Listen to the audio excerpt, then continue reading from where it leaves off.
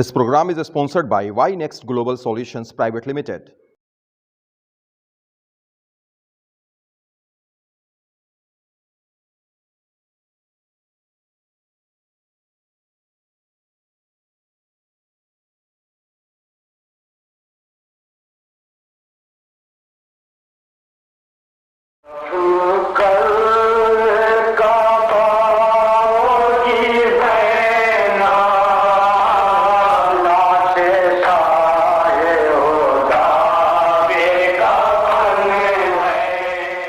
अस्सलाम वालेकुम नाजरीन, खैर मकदम है आपका हमारे चैनल हम हैं आज़ादार में। मैं हूं सैयद हुसैन।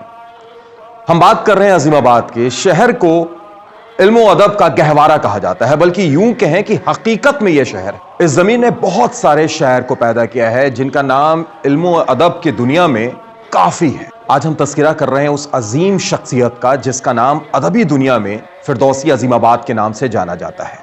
आपकी पैदाइश 1941 में हुई। आपका पूरा नाम सैयद तुराब हुसैन तकल्लुस फिरदौसी अजीमाबादी था। जी हाँ, एक ऐसे शायर जिन्होंने अपने पुरदर्द कलाम से शहर अजीमाबाद की आजादारी में एक छाप छोड़ दी है। शायरी का शौक अपने वालिद मोहतरम सैयद काजिम हुसैन जार अजीमाबादी मरहूम से विरासत में मिला। जार अजीमाबादी शहर अजीमाबाद के मुमताज शायर थे। फिरदौसी साहब ने न सिर्फ उस विरसे को संभाल कर रखा बल्कि उस विरासत को आगे लेकर गए। मेरा नाम सैयद अनवर अली है और मैं शहर अजीमाबाद का ही रहने वाला हूँ। वो शायर अहले बैत थे, शान अजीमाबाद थे। फिरदौसी जिनका नाम था, नौहों में वो उस्ताद थे।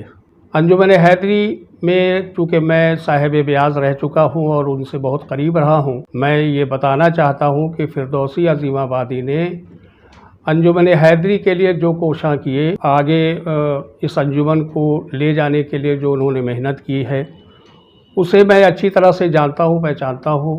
सबसे पहले मजलिस शाम गरीबा जो इस अजीमाबाद में पहले नहीं हुआ करती थी, सिर्फ लखनऊ में हुआ करती थी, लेकिन उनकी ये ख्वाहिश हुई कि हम अजीमाबाद यानी पटना से एक शाम गरीबा भी रेडियो स्टेशन से रिले करें। एक रेडियो स्टेशन के एक डायरेक्टर थे मजहर इमाम साहब, जो अब नहीं हैं। उन्होंने काफ़ी हम लोगों की मदद की है शाम गरीबा के इनकाद के लिए। उन्होंने एक ब्रॉडकास्टिंग मिनिस्टर साहब से भी कहा कि आप लोग उनसे मिल लीजिए। चुनांचे जो वक्त उन्होंने दिया था उनसे हम लोग जा कर के मिले, मैं और फिरदौसी अजीमाबादी मरहूम।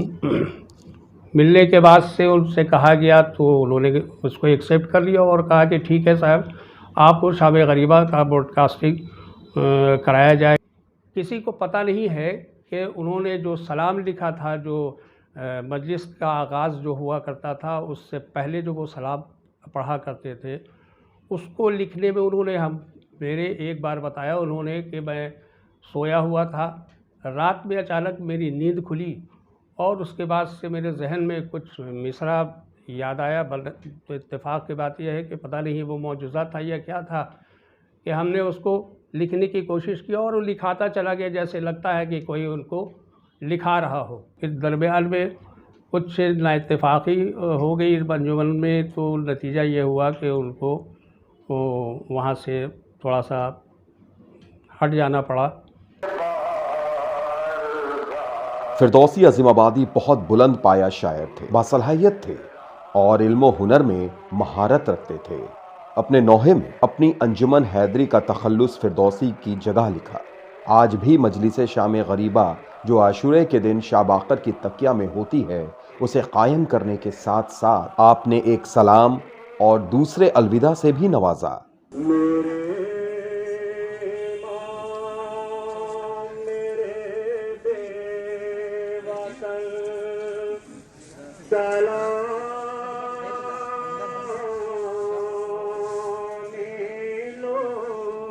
और बाद मजलिसे शाम गरीबा उनकी कही हुई अलविदा, करबला में सोने वालों महापारो अलविदा।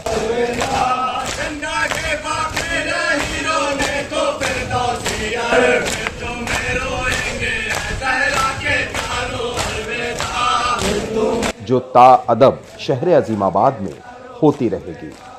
फिरदौसी अज़ीम की रहलत के बाद अब बज़्म अज़ीमाबाद से रौनक चली गई। तो 1983 में एक नौहा उन्होंने कहा था नौज़र कटरे के लिए नजमुल साहब के यहाँ। उस ज़माने में एक ही आंगन में 4 घर का जो है अलामा ताबूत रहता था। ज़ैनब मुसीबतों में घिरी है, खुदा दुआ करो। ये नौहा पढ़ रहे थे 6 मुहर्रम को।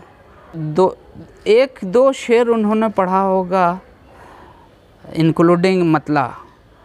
उसके बाद से हम लोगों ने देखा कि उनकी हालत कुछ गैर हो रही है। उसके से वो गिर पड़े तो पता चला कि उनको सीवियर हार्ट अटैक है। खैर उनको लोग लात फांद करके उसको ऐसे पकड़ करके कमरे में उनको लेटाया गया। तो इन लोगों ने दौड़ धूप करके ये दवा दो वो दवा दो, दौड़ एकदम फटाफट दवा आ गई। और इंटेंसिटी ऑफ द पेन जो है उसको कम करने के लिए दवा दिया गया। वो सो गए थोड़ा और उसके बाद से जो है तो शब्बर ने वो नौहा लिया और नौहा बेआईन ही वैसे ही पढ़ा जैसे टप्पू भाई की ख्वाहिश थी। और कुछ लोग उस नौहे को टेप कर रहे थे। कुछ देर के बाद से इनको जब होश आया तो उन्होंने कहा कि नौहे का क्या हुआ। तो हम लोग कहा कि सब्र रखिए, सब ठीक हुआ है, आपको सुना देते हैं। पॉकेट टेप रिकॉर्डर था और उनके सराहने रख के खोल दिया और जो नौहा हो रहा था तो वो नौहा सुन रहे थे और दोनों आँख से आंसू उनके जो है बह रहा था। तो कुछ बातें ऐसी हैं कि अभी तक के याद है। दश्त गुर्बत में जो सोगरा का प्याम आया है, प्यार बच्चों को बुज़ुर्गों को सलाम आया है। इस नौहे को जिस वक़्त पढ़ा गया वहाँ क्या कहते हैं नौज़र कटरे में, तो यकीन मानिए कि हर फर्द अश्कबार था। शायरी के अलावा उन्हें शिकार का बेपनाह शौक था और कोशिश ये करते थे कि शिकारी दोस्त साथ चले। अगर किसी ने जाने से मना किया तो वो अकेले एक-आध आदमी को लेकर चले जाया करते थे। जंगल में कैंप लगाने में उन्हें बड़ा मजा आता था। शिकारी किताबें पढ़ने के साथ साथ उन्हें राइफल रखने का भी शौक था। ये ना पूछो कि हमने है क्या क्या देखा, हमने इस उम्र में सदियों का ज़माना देखा। अज़ीमाबाद की तारीख़ अपने दामन में बहुत लोगों को समेटे हुए है, जिसमें एक अहम नाम जनाब फिरदौसी अज़ीमाबादी का आता है। आपने फरमाया इन 4 मिसरों में, बल्कि रुबाई कहा जाए, कि हम तो जामो सुबह से खेलेंगे, रोज़े महशर जवाब दे लेंगे। रोकेगा कौन दर पे जन्नत के, अपने साक़ी का नाम ले लेंगे। हमसे तो बुज़ुर्ग थे लेकिन मेरा रिश्ता उनसे दोस्ताना था। आपको ख़ुसूसी तौर पर शिकार का शौक़ था। कभी कभी शिकार करने के लिए बाहर जाया करते थे और शिकार में कामयाबी के साथ आते थे।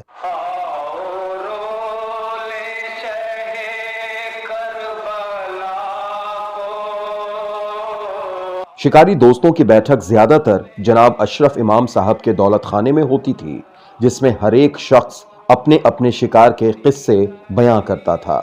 यह सिलसिला फिरदौसी साहब की सेहत खराब होने के बाद खत्म हो गया और दोस्त मोतियों की तरह बिखर गए।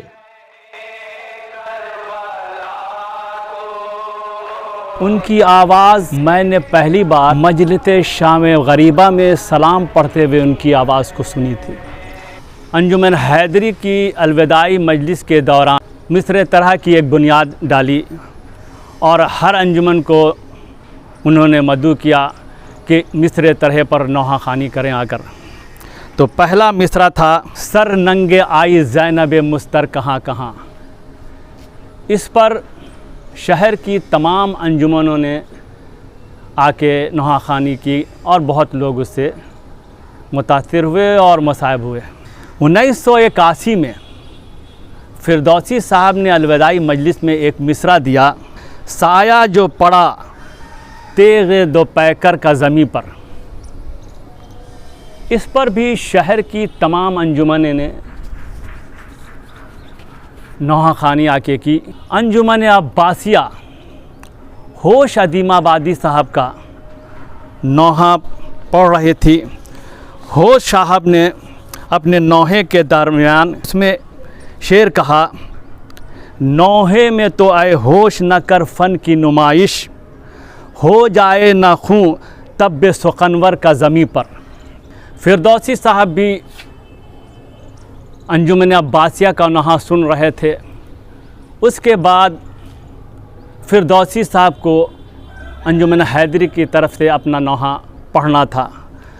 नौहे के दरमियान फिरदौसी साहब ने उसका जवाब लिखा और अपने नौहा खानी के दरमियान होश साहब का ये जवाब दिया कि अरबाब कलम बद में शिकवे नहीं करते, लाते हैं सुखन अर्श मतहर का ज़मी पर। इस मंज़र को देखकर लोग बहुत मुतासिर हुए और उनके बहुत तारीफ़ की, उनकी बहुत तारीफ़ की गई। मैं नजमुल साहब के दौलत खाने पर 6 मुहर्रम को नौहा पढ़ रहा था। वो फिरदौसी साहब का नौहा था और फिरदौसी साहब मेरे बगल में खड़े हुए हम लोगों का साथ दे रहे थे। फिरदौसी साहब ने अपना नौहा कहा था कि लो मश्क व अलम आ गया दरिया पे सकीना। मैं जब नौहा पढ़ रहा था उसी दरमियान बारिश होने लगी। मैंने देखा कि फिरदौसी साहब कागज़ निकाला, कलम निकाला और कुछ लिखने लगे। मैं देख रहा था नौहा पढ़ते वक्त। जब मैं नौहा पढ़ रहा था फिरदौसी साहब ने लिख करके मुझे कहा कि ये भी एक शेर पढ़ दो। पहले तो मैं बहुत घबराया कि नौहे के दरमियान ये मिसरा कैसे अदा करूँगा। तो उन्होंने जो मिसरा दिया था नौहे के दरमियान वो ये है कि ऐ अब्र बरस जा के सकीना की लहत पर, तरपी है बहुत प्यास से, तरपी है बहुत प्यास की ईज़ा से सकीना। जब मैं नौहा पढ़ चुका, अंजुमन मातम कर चुकी, तो लोग फिरदौसी साहब के पास आए, वो जिन्होंने इनको वो नौहे के दरमियान जो है शेर कहते हुए और लिखते हुए देखा, उनके पास आए और बहुत उनकी तारीफ़ की। फिरदौसी अदीमाबादी एक छोटी सी डायरी में अपना नौहा लिखते थे। वो डायरी को हम बहुत ही एहतियात से अपने पास एक यादगार के तौर पर रखे हुए हैं। ये मेरे उस्ताद थे, इन्होंने ही ने मुझे नौहा पढ़ना सिखाया और मेरी हिम्मत अफजाई की और मैं नौहा उन्हीं के बदौलत आज पढ़ रहा हूँ।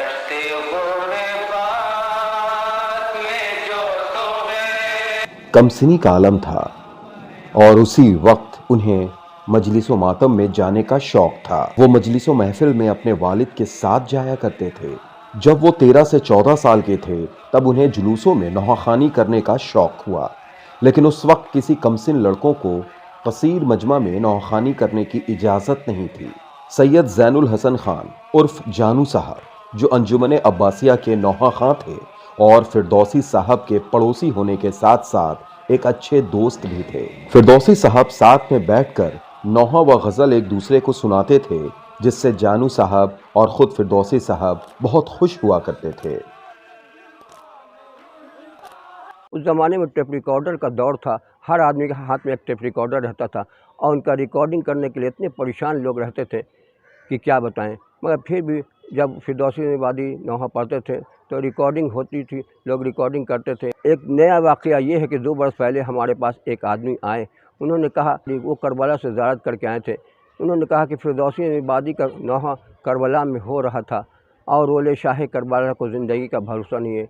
जब मैं उनके करीब गया तो उन्होंने कहा कि भाई ये तो नौहा हिंदुस्तान का है। इन्होंने कहा कि जी। तो ये है फिरदौसी अदीमाबादी की सिफत, इनका नौहा कहाँ कहाँ नहीं पढ़ा गया। कि शरीके मजलिसे गम रूह ज़हरा भी यहीं होगी। मैं कौसर अली कौसर जनाब तुराब हुसैन फिरदौसी अदीमाबादी के बारे में कुछ आवाम को बताना चाहता हूँ। अंजुमन हैदरी की शाम गरीबा उन्हीं के दम से थी और उन्होंने इस मजलिस को कायम किया था। मौलाना फरहत साहब ने पहली शाम गरीबा की मजलिस मौलाना के इससे पढ़ी थी। हम और मरहूम खिज़र अली ख़ां और अनवर अज़ीमाबादी और हम पूरे पटना सिटी से लेके कच्ची दरगाह तक जाके सबों से पोस्टकार्ड पर लिखवा के रेडियो स्टेशन भिजवाया और इस मजलिस को रिले होने का शरफ़ हासिल हुआ। जैसे उनका एक नोहा था जिसको के 4 मिसरे हम अपने सोज में पढ़ते हैं कि शरीके मजलिसे गम रूह ज़हरा भी यहीं होगी, ना ऐसे हक नुमा होंगे, ना ऐसी बंदगी होगी। और ये ज़ैनब जानिबे जिंदा किसे मुड़ मुड़ के तकती है सकीना, काफ़िले वालों में शामिल अब नहीं होगी। ये 4 मिसरे जो हैं वो अंजुमन हैदरी के तरही नोहे के मिसरे पर नोहे थे और जिसको हमने अभी अवाम के सामने पेश किया। इल्ज़ाम गमे इश्क तेरे नाम पे धर के, दिल में तो रहेंगे तेरी नज़रों से उतर के। फिरदौसी जो ज़िंदा हैं वो मुर्दों से हैं बदतर, ज़िंदा यहाँ फ़नकार हुआ करता है मर के। मिर्ज़ा गालिब के एक शागिर्द थे मुस्तफ़ा ख़ान शैफ्ता। उन्होंने मौलाना हाली से कहा था कि मीर अनीस ने जब ये मिसरा नज़्म किया कि आज शब्बीर पे क्या आलम तन्हाई है, तो ये मिसरा नज़्म करने के बाद मीर अनीस को पूरा मरसिया कहने की ज़रूरत नहीं थी, क्योंकि इस मिसरे में ऐसी कैफियत है जो पूरे मरसिए पर असरअंदाज होती है। फिरदौसी अज़ीमाबादी के कलाम में जा बजा आपको ऐसी कैफियतें नज़र आएंगी, ऐसे पहलू नज़र आएंगे कि जिनको महसूस करने के बाद, जिनको पढ़ने के बाद आपको लगेगा कि ये अज़ीम शायर कहाँ से फ़िक्र लेके आता था, कहाँ से ख़याल मुरतब करता था। वो ये है कि उन्होंने एक मरसिया रुबाई की बहर में तख्लीक़ किया जो तकरीबन 60 बंदों पर मुश्तमिल है। उन्होंने जो मरसिया नज़्म किया जनाब अब्बास के हवाले से, वो मरसिया है जो रुबाई की बहर में है। उसमें उन्होंने फरमाया कि शिद्दत हुई जज्बात की तुग़यानी में, शिद्दत हुई जज्बात की तुग़यानी में, अब्बास ने मश्क डाल दी पानी में। ये मिसरा पढ़ते हुए मेरे अंदर अजीब सी कैफियत पैदा हो रही है। तो जिस वक्त ये मिसरे ख़ुद फिरदौसी ने नज़्म किए होंगे तो उन पर क्या कैफियत तारी हुई होगी। तस्मा दाँतों में मश्क सीने पर, तस्वीर वफ़ा हो जैसे आईने पर। मुझे ये महसूस हुआ कि बिल्कुल नेचुरल शायर थे, उनकी ज़बान नेचुरल थी, उनका एहसास नेचुरल था। गज़ल, नज़म, रुबाई, क़ता, सलाम, नोहा, मुसद्दस, मरसिया, तमाम महारत एक साथ किसी एक शायर में होना किसी कमाल से कम नहीं। अस्सलाम वालेकुम। मैं जावेद फिरदौसी अज़ीमाबादी का साहबज़ादा। चंद बातें मैं आपको उनके मुतालिक बताऊं कि जो पब्लिक को भी या आवाम को भी कहिए कि नहीं पता होगी, जो मुझसे आप सुनेंगे उनके बारे में। वो एक बेहतरीन शायर थे। बेहतरीन शायर इसलिए भी हम कह सकते हैं उनको आपके उन्होंने कुछ ऐसी बातें भी लिख दी हैं या उन्होंने कह दी हैं जो आज तक किसी ने नहीं कही। वो बातें क्या थीं मैं आपके सामने लाऊं। वो मैं आपको इसलिए भी कह रहा हूं यकीन के साथ कि आप उस पर रिसर्च भी कर सकते हैं, आप उसको देख भी सकते हैं कि आम पब्लिक को भी नहीं पता है, आवाम को। तो उन्होंने क्या कहा, उन्होंने रुबाई की बहर में 52 बंद का मरसिया लिखा है, जो आज तक किसी ने नहीं लिखा। अब वो छपा भी है इदराक में, वो आप देख सकते हैं और पता भी चला सकते हैं। दूसरी बात उनके बारे में ये बताते हैं कि वो बेहतरीन शिकारी भी थे, बेहतरीन शिकारी थे और बेहतरीन शायर भी थे, और अल्लाह ने उनको आवाज़ भी बेइंतहा अच्छी दी थी, तो नौहा ख़ानी भी वो अच्छा करते थे। तो 2005 का वक्त था जब उनका इंतकाल हुआ। वो आखिरी महफ़िल कहिए 3 शाबान की वो दिल्ली में शाह मर्दा में वो पढ़ने गए थे। जब वो वहाँ से लौट रहे थे मैं उनके साथ था, तो मुझे बेइंतहा ख्वाहिश थी कि जब वालिद स्टेज पर रहे और हम भी पढ़ें, क्योंकि हम ही उनके साथ पढ़ते थे, तो जब हमको बेइंतहा ख्वाहिश थी कि जब मेरे वालिद मेरे बगल में रहें और हम पढ़ें और वालिद इस चीज़ को सुने, तो ये ख्वाहिश मेरी उस ज़माने पूरी हुई पहली बार और आखिरी बार। पहली बार जब वो पढ़ें तो पहले बार हमने पढ़ा तो वालिद ने सुना, फिर जब तमाम शायर पढ़ चुके तो फिर वालिद का नंबर आया, तो फिर वो भी पढ़ें। तो फिर वो अपना जब आए तो बहुत उस अंदाज से उन्होंने कहा कि ये उसमें कमी रह गई, ये कमी रह गई, तो हमको अपना हौसला अफजाई के लिए बहुत हमको ये मिला। तो ये बात जो मैं आपको बहुत इम्पोर्टेंट बताना चाह रहा था कि उन्होंने अपनी ज़िंदगी में जो ये करामात अंजाम दिया है, ये बात किसी को नहीं पता है, लेकिन इदराक में ये छपा है। आप खुद लोग जानते हैं, सोशल मीडिया पर हो, आप खुद पता चला सकते हो कि क्या इस टाइप की चीज़ कभी किसी ने लिखी है। इन्होंने लिखी है, तो ये एक बहुत बड़ी बात है। 2,500-3,000-4 हज़ार उन्होंने गज़लें लिखी हैं जो भी आज तक शाया नहीं हुई, मतलब पोशीदा रही, जो उनको यहाँ उनको इज़्ज़त जो मेयार उनको मिलना चाहिए था अवाम ने दिया तो बहुत, लेकिन वो जो पैमाना उनको मिलना चाहिए तो वो ना मिल सका, उनको वो चीज़ मिल ही नहीं पाई। तो क्योंकि मसरूफियात भी बहुत थी, हम लोगों की भी मसरूफियात थी कि जो हम लोग ने इंशाअल्लाह आस्ते आस्ते मसरूफियात उनके इकट्ठा कर रहे हैं। तो अब इंशाअल्लाह जब इकट्ठा हो जाएगा तो इंशाअल्लाह जब हम उसको छपा के आवाम के सामने लाएंगे तो इंशाअल्लाह मिलेगा, आपको नज़र मिलेगी। आखिरी में बस ये कहना है कि उनका एक नोहे की एक बंद है जो हम आपको बता दें, उसी के साथ इजाज़त दें कि आओ रोले शहे करबला को जिंदगी का भरोसा नहीं है। लेकिन मरहूम फिरदौसी हर सनफ के माहिर थे। वक्त बदला, हालात बदले, अजीमाबाद के एक मशहूर शायर को इस शहर के लोगों ने फरामोश कर दिया। लोगों से आना जाना, मिलना जुलना लगभग खत्म हो गया। अयाम अज़ा में वो तन मन और धन से पूरी तरह तैयार रहते थे। तभी उन्होंने ये कहा था, आओ रोले शाहे करबला को जिंदगी का भरोसा नहीं है। फिरदौसी अजीमाबादी जैसा शायर ना कभी हुआ था और ना कभी होगा, लेकिन अफसोस 12 सितंबर 2005 को यह अजीम शख्सियत हमसे हमेशा के लिए जुदा हो गई। इंशाअल्लाह फिर किसी मखसूस शख्सियत की जिंदगी लेकर हाजिर होंगे। तब तक के लिए खुदा हाफिज।